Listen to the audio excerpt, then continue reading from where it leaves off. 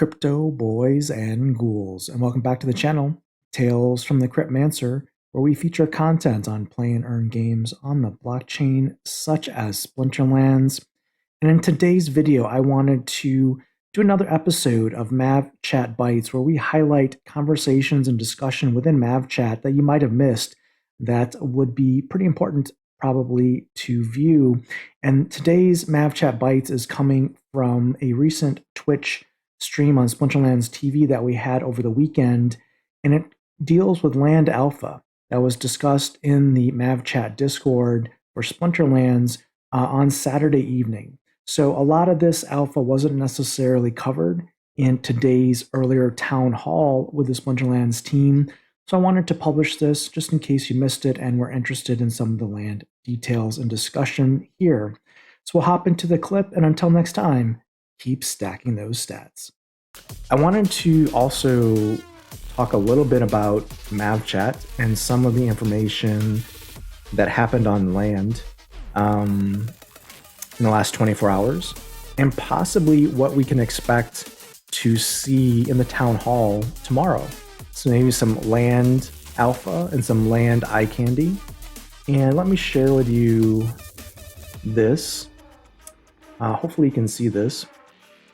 This is a collection of comments from Mavchat that I've screenshotted and captured here. And I want to review this with the audience here to talk about this as part of a Mavchat Bytes episode.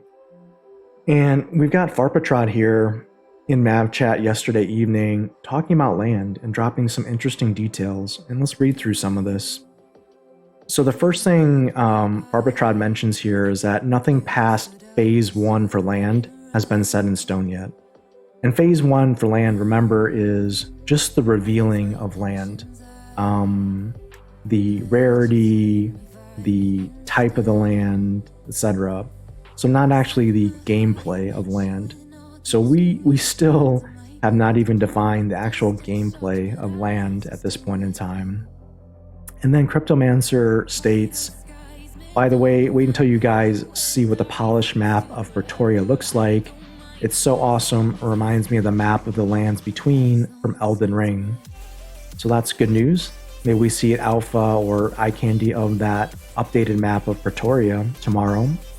And then Aggie mentions that there's a discussion about Rooney, the value of Rooney on land, and what it would mean. You know, could a Rooney on land act like a legendary totem on land for production value? And Aggie chimed in and said he's in the favor of Rooney being awesome. And Farpatrod mentions later on in the chat that, to a question from Ryan600, do we get to see land alpha on Monday on the town hall? And Farpatrod says if it's up to him, the answer would be yes. Then Dave McCoy talks about his concern with Rooney being possibly more valuable on land than legendary totems, when totems haven't even been released and they're a year and a half old, and yet Rooney is just brand new to the game, is not even in the game. And what Farpatrod says, kind of, tongue-in-cheek, is that, you'll be upset if you didn't buy more totems, is what he's saying, basically. And then Cryptomancer says he has a lot of totems himself, so he can assure you that he's the last person who would want them to be nerfed in any way. But right now, they haven't even nailed details down on how totems work yet. Don't panic, keep calm and hodl on. And so again, Farpatrod mentions when it comes to totems and how they work, is basically saying, honestly, everything past phase 1 is all in planning still, but there's a lot of talk about various ways to add more value, including some new guild stuff on land, which is interesting. And then Matt Two Castle Clarks mentions or asks a question, has anyone mentioned if the map will show the owner of each plot after locations have been locked in? Imagine there'll be some people wanting to swap. And Farpatrod mentions the map will be able to do a lot, and a lot being capitalized here. Then Farpatrod also notes that regions will have names for regions as they're rolled out into the map and as they're claimed, and then he believes at a later phase, players will be allowed to change the names of those regions. So Gankland could be a real thing, boys and ghouls. And then Farbertrod mentions something about potions for land being available to purchase to increase your chances of your land rarity. And this is a new alpha as well. And Farbertrod mentions as a single plot, you have a 1 in 1,000 chance of being a castle and a 9 in 1,000 chance of being a keep or a single plot of land, potentially. And it says a region will always get its 9 keeps and 1 castle. A tract could have a keep, or it could jackpot and be the castle of the region.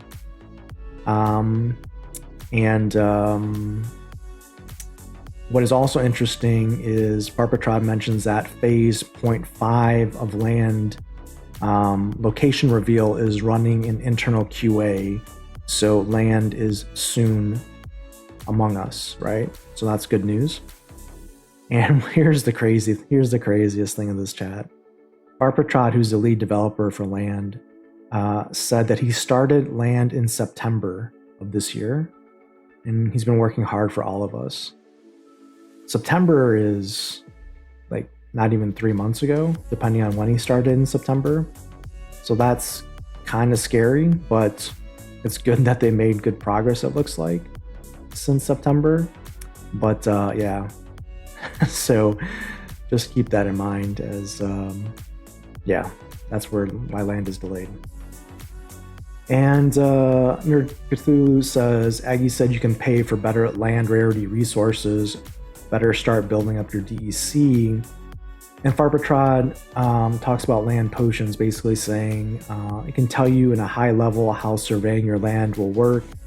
You'll have a few dice rolls, 1 dice roll to determine your land type, 1 dice roll to determine its rarity, and 1 dice roll to determine its status.